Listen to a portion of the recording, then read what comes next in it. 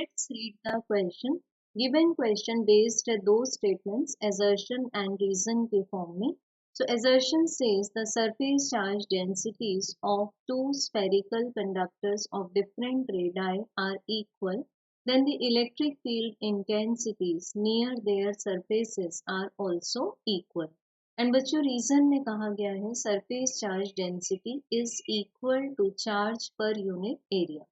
तो सबसे पहले चेक करते हैं एजर्शन को. बच्चों एजर्शन में हमें बताया गया है कि दो स्फेरिकल कंडक्टर्स जिनकी रेडाई अलग अलग है. तो मान लेते हैं कि R1 and R2 are different radii. अब वो डिफरेंट है, it means R1 is not equal to R2, but given है कि इनकी सरफेस चार्ज डेंसिटीज इक्वल है.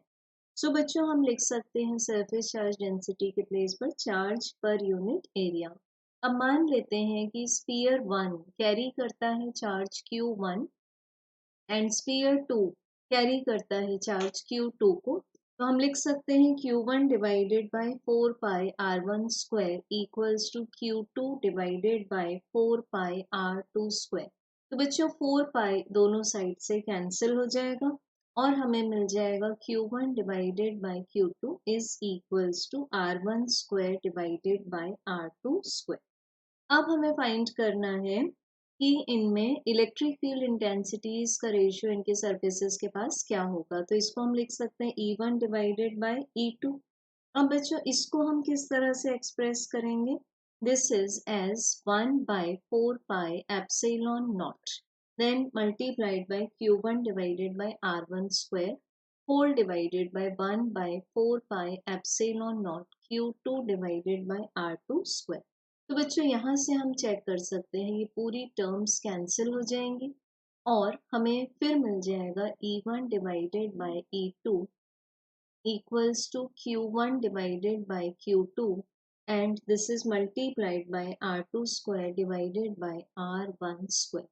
अब बच्चों अगर हम इस पर्टिकुलर इक्वेशन नंबर 1 को चेक करें तो हम चेक कर सकते हैं कि Q1 डिवाइडेड बाय Q2 की वैल्यू क्या है R1 square divided by R2 square. तो ये कैंसिल होकर हमें आंसर मिल जाएगा 1.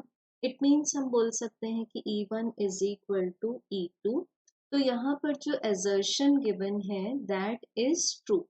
अब बच्चों रीजन में सिर्फ एक्सप्लेन किया हुआ है कि what is the significance and expression for surface charge density, but ये रीजन ट्रू तो है लेकिन ये assertion को पूरी तरह से एक्सप्लेन नहीं करता. इसके लिए हमें चेक करना पड़ा कंप्लीट डेरिवेशन.